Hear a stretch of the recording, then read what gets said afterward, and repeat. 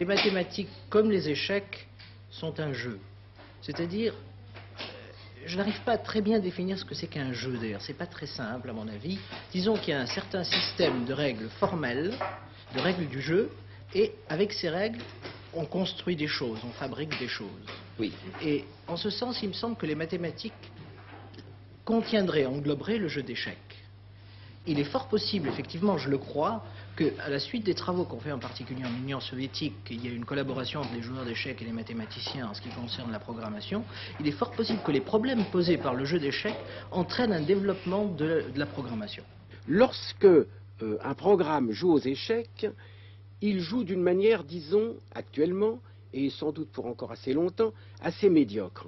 Et voici finalement pourquoi. Je pense que vous aimeriez savoir pourquoi. La première méthode que l'on pourrait envisager, et ce ne serait une méthode qui théoriquement est infaillible, la première méthode que l'on pourrait envisager consisterait à apprendre le jeu d'échecs, non pas à bien jouer, mais les règles du jeu d'échecs à l'ordinateur. On lui apprendrait la marche des pièces, la règle chacun joue tour à tour, etc., etc.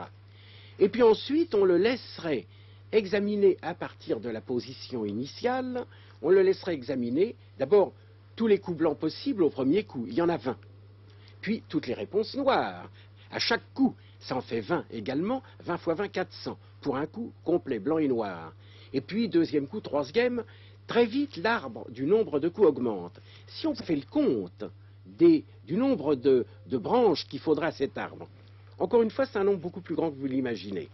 Il est égal, je vais quand même vous dire le nombre, à peu près, à 10, et je m'exprime comme les mathématiciens avec des puissances.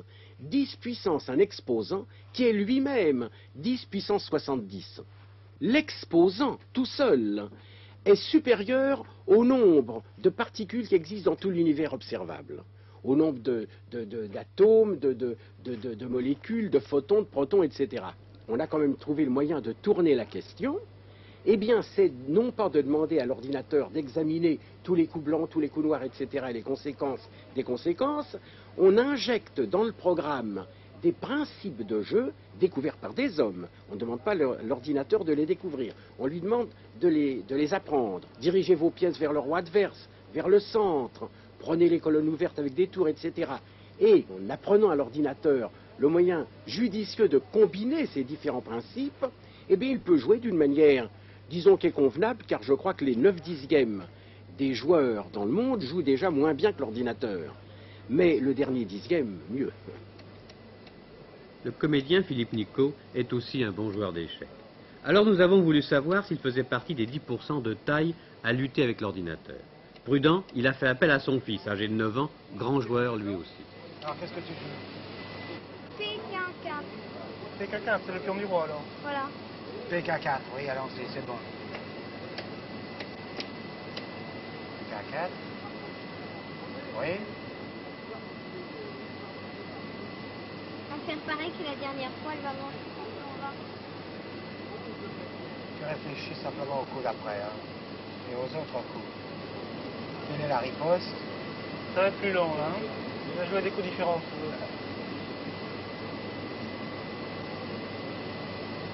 Tu formules à l'intérieur de ta tête le coup d'après. Hein. Comment elle fait? Hein? Comment elle fait, cette machine?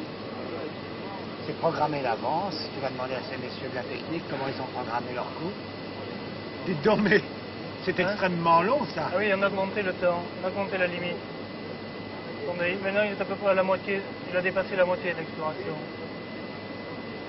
Ah, il se cherche un coup. Il cherche un coup, oui. Voilà, il va jouer maintenant. Il attaque votre pion avec son cavalier. Oh, pas Il va prendre votre pion, ça va être égal. Non, non, non, non, non. Bon, alors. Ça, c'est des feintes, justement. C'est des feintes, d'accord. R, tirer. Qui m'a fait gagner le championnat de Bratislava en 22. Ah bon. R, 3. Voilà.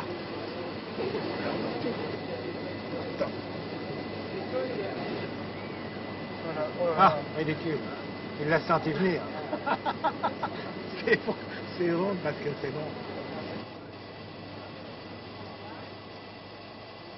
Une machine fait en 1 seconde plus de 1 million d'opérations. Elle va examiner systématiquement toutes les possibilités de toutes les pièces. Et même pour une avance d'une pièce simple comme un fou aux échecs, elle va essayer de voir les conséquences de l'arrêt de cette pièce sur toutes les cases. Alors qu'un joueur, pour des raisons qui sont liées à son expérience passée, sait les 2 ou 3 cases sur lesquelles il a envie d'amener ce fou. Non, évidemment, ce n'est pas pour le seul plaisir du jeu que l'on a appris aux machines à jouer. Ce serait trop beau.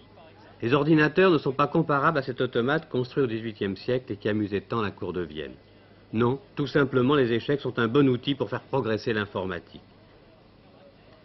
La réflexion qu'ils demandent est commune à toutes les activités qui exigent des recherches et des décisions. Alors, vous êtes spécialiste de l'informatique, et même spécialiste des programmes d'échecs en informatique. Êtes-vous joueur d'échecs? Oui. Est-ce que vous pouvez battre vos machines? Hélas, oui. C'est actuellement notre échec, mais nous entendons bien y remédier en tant qu'informaticien, et cela nous apprendra beaucoup de choses, et en tant qu'informaticien, et en tant que joueur d'échecs. Voilà. Le temps est écoulé. Le temps est écoulé. L'hypocrisie. Alors, en somme, ça, c'est la réponse de la machine quand elle n'admet pas l'échec et mat. Hein? C'est ça. C'est monstrueux. C'est une hypocrisie. Pour que demain nous soyons en mesure de faire de meilleurs choix, il faut donc que les ordinateurs sachent bien jouer.